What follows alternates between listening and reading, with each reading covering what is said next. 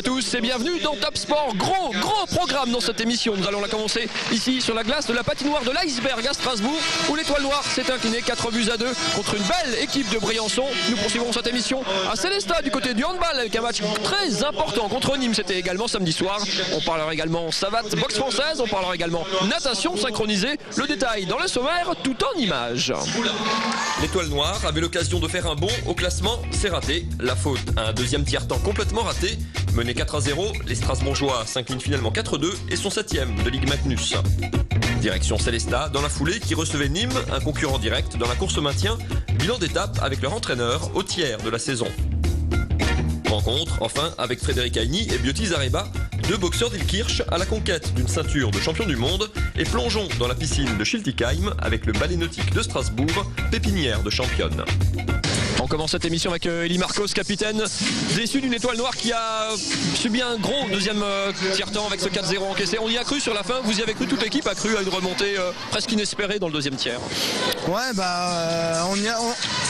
on a fait un très mauvais deuxième tiers. C'est pas la première fois qu'on fait ça ici. Va falloir corriger ça. Après, voilà, on sait qu'un match de hockey, c'est jamais fini. On a tout donné pour essayer de revenir. Ça n'a pas suffi. On aurait dû en prendre beaucoup moins dans la deuxième. Voilà, c'est des grosses erreurs. On n'a pas été là et ça commence à faire beaucoup à domicile, quoi. Le bilan à domicile, le bilan à l'extérieur, pour parler de ce qui va bien, c'est impeccable. 4 matchs, 4 victoires en championnat, dont des victoires à Rouen, à Grenoble. Et à domicile, c'est vrai que l'Étoile Noire n'y arrive pas cette saison. 2 victoires seulement en 9 matchs, si je dis pas de sottises, toutes compétitions confondues. Qu'est-ce qui coince à domicile cette saison? On ne sait pas. Si on savait, on le corrigerait. On ne sait pas pourquoi à domicile on n'est pas capable de faire mieux. Et je me rends compte individuellement que c'est souvent dans la deuxième que ça pêche. Donc il va falloir corriger ça rapidement parce que on peut pas faire ça. On peut pas les gagner contre Rouen à l'extérieur, qui est la bête noire du championnat. Et puis après perdre aussi bêtement à domicile parce que c'est perdre bêtement quoi, que pas jouer en deuxième période, c'est pas possible. Pour terminer, juste qu'est-ce qui vous rend optimiste pour la suite de cette saison, sachant qu'il y a un groupe qui se connaît bien, il y a un statut difficile à assumer peut-être aussi, ou non, ça c'est des histoires de journalistes? Non, je pense que dans l'équipe, il n'y a pas. C'est pas parce qu'on a été vice-champion l'an dernier que tout le monde s'enflamme. On sait très bien que voilà, c'était un exploit sportif. Maintenant, voilà, si on veut prouver que c'était pas un hasard, va falloir remédier à ça et puis continuer à progresser, quoi.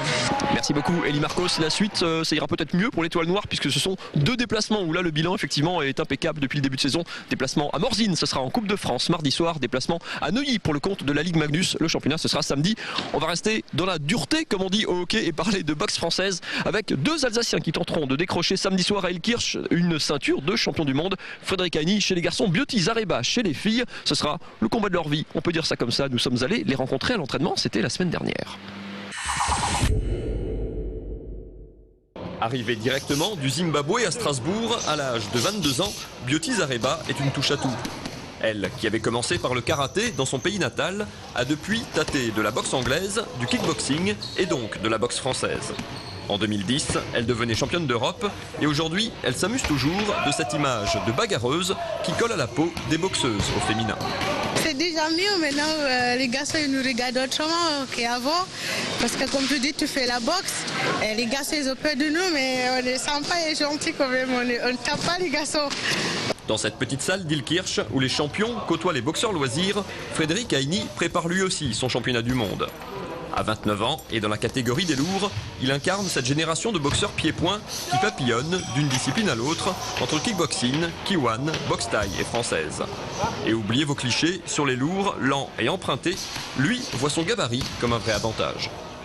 Être grand, longiligne forcément, ça a des avantages pour garder les gens ou les adversaires à distance. Après dans le truc de boxe c'est un avantage d'être grand, enfin longiligne et puissant. Après 2 défaites, en finale des championnats de France, il décroche enfin, au mois de mai dernier, le titre national. 7 ans après ses débuts dans la discipline, il visera donc samedi le titre suprême, à domicile et devant son public. Après des années d'entraînement, Biotis Zareba et Frédéric Hayni ont déjà des étoiles dans les yeux, quelques jours seulement avant de monter sur le ring. Moi, je rêve pour voir ce titre. Alors, j'attends vraiment pour décrocher ce titre de champion mondial. Perspective, de faire un très bon match, de faire une très belle prestation et bien sûr de gagner. Samedi soir, seule la victoire sera belle, car en boxe, encore plus qu'ailleurs, on ne se souvient que des vainqueurs. Et les combats de Frédéric Agny et Biotis Reba, c'est donc au gymnase de Luxembourg à Elkirch ce samedi à partir de 20h. On va quitter la patinoire de l'Iceberg, ça c'est donc pas très bien passé pour l'Étoile Noire. Il est 20h, le handball commence à Sélestat à 20h30. On a une petite demi-heure, on va y aller doucement quand même. On va peut-être rater le début, mais c'est pas grave.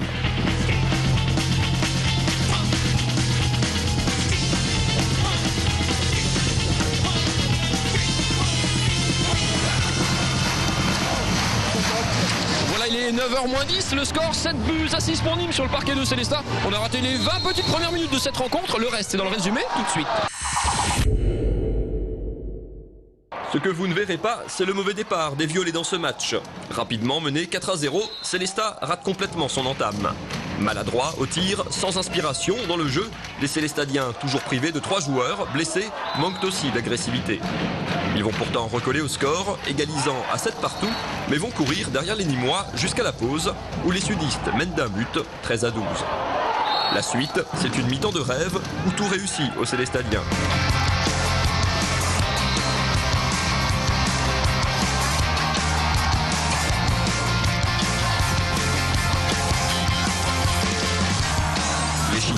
Irréel, 23 buts en 30 minutes, nouveau record du championnat cette saison, dont 10 pour le seul Pavel Podsiadlo et 16 arrêts pour Obrad Ivezic. De 16 partout, le score passe d'un coup à 23-16, Nîmes KO ne reviendra jamais et les Violets régalent leur public. Score final 35-26 dans une salle comble, ça valait bien une petite danse. Sélestat s'offre sa 4e victoire de la saison contre un concurrent direct pour le maintien. Au terme de cette 9e journée, les Violets sont bien calés à la 9e place avec 3 points d'avance sur les relégables. On se retrouve sur le parquet du CSI de Sélestat avec Jean-Luc Le Gall, un entraîneur comme vous n'avez pas dû voir souvent des mi-temps comme on vient d'en voir, passer de -1 à la pause à +9 à l'arrivée, c'est avec des stats assez incroyables, c'est une deuxième mi-temps exceptionnelle, on peut le dire, les entraîneurs ils n'aiment pas dire ça. Non, mais bon, faut tenir compte aussi de l'adversité. Je pense que l'équipe de Nîmes, sans faire injure du tout à Nîmes, mais bon, à un moment donné, ils ont pris la foudre et ils n'ont pas réussi non plus à contrecarrer nos plans.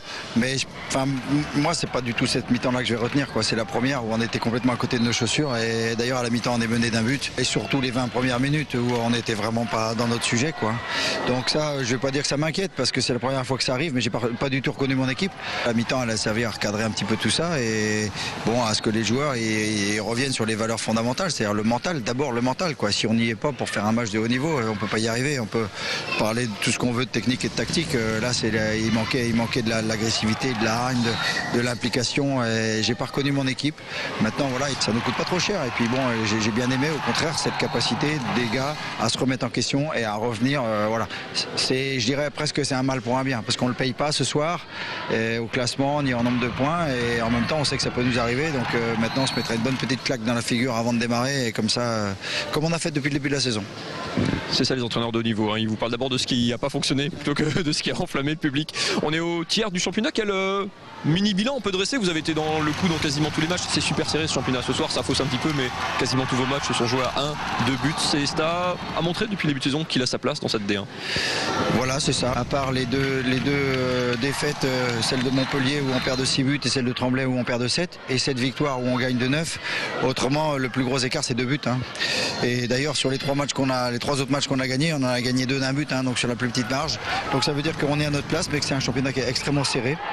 Maintenant, au tiers du championnat, on est tout à fait conforme à ce qu'on avait souhaité, c'est-à-dire gagner à domicile les adversaires de notre niveau. On n'a pas réussi à battre Montpellier, on n'a pas réussi à battre Saint-Raphaël, mais bon, ça aurait été des petits exploits, même si Saint-Raphaël, on n'est pas très loin. Voilà, maintenant, il faut qu'on continue à progresser, il faut qu'on récupère nos blessés. Pour l'instant, moi, je suis très satisfait de l'état d'esprit parce qu'ils se remettent en question et voilà, ils avancent. Merci beaucoup, Jean-Luc Le Gall. Excellente suite, il reste 2 tiers de la saison ici en D1. On va passer à la page soft, grâce, douceur, musique, tout ça, avec un peu de natation synchronisée. C'est vrai que le hockey, la boxe française, le handball, c'est un peu pour les costauds. Un petit peu d'oxygène dans cette émission avec le ballet nautique de Strasbourg qui organise son événement annuel. c'est l'événement de la discipline dans la région, le gala du BNS de Strasbourg. Vendredi, samedi et dimanche prochain, des milliers de spectateurs à la piscine de Schiltigheim pour un des meilleurs clubs français qui a notamment envoyé au JO une de ses nageuses, Apolline Dreyfus, c'était à Pékin en 2008. La natation synchronisée dans le bassin strasbourgeois, c'est parti. C'est un de ces sports terriblement exigeants. De ceux qui demandent bien sûr des qualités techniques et physiques, d'apnée notamment, avec en plus une dimension artistique. Et si on a envie de serrer les dents, on peut le faire, mais à condition d'afficher un grand sourire. C'est un peu comme la danse, il faut vraiment qu'on ait l'impression que ce soit facile de l'extérieur. Du coup, on a souvent l'impression que c'est un sport facile, alors qu'en fait, quand on y est, on sait que c'est hyper difficile, mais il ne faut pas le faire ressentir. La discipline est aussi un savant mélange de performances individuelles et collectives. Car si chacune est un maillon de l'ensemble, le secret est aussi d'arriver à évoluer en équipe. Il y a de l'esprit d'équipe, il y a un lien entre nous. Il faut vraiment avoir une certaine cohésion entre les filles et c'est ça qui me plaît. Ça crée des liens super forts qui ne se brisent jamais. Pas toujours évident avec des adolescentes qui passent souvent plusieurs années ensemble, comme c'est le cas à Strasbourg où le club a aussi le statut de pôle espoir. Et c'est là que l'entraîneur devient un peu plus qu'une technicienne. On est quelquefois la maman ou la grande sœur quand on sent que ça va pas et que les nageuses ont envie de se confier à nous, elles ont un souci. Et en même temps, on reste le professeur, donc il faut savoir nouer des liens tout en gardant une certaine distance. Dans le club strasbourgeois, une vingtaine de jeunes filles, collégiennes et lycéennes, partagent leur temps entre scolarité et haut niveau.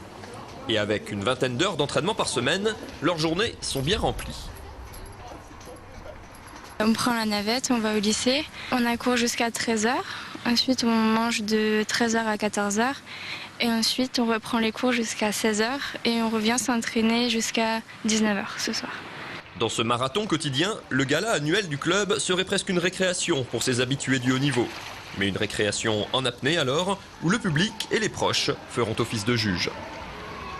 Et le gala du ballet nautique de Strasbourg, c'est donc vendredi, samedi et dimanche à la piscine de Schiltigheim. Les horaires et la billetterie sur le site internet du club www.bns67.fr. Je vous rappelle que le championnat du monde de boxe française, c'est ce samedi 20h au gymnase du Luxembourg à Elkirch. Et votre rendez-vous sur Alsace 20, c'est bien sûr la SIG contre Villeurbanne, Tony Parker, Ronny Turiaf et compagnie sur le parquet d'Uranus. Samedi 18h30 Uranus, mais il n'y a plus de billets. Session de rattrapage sur Alsace 20, dimanche 17h30 avec Aurélien Gasser.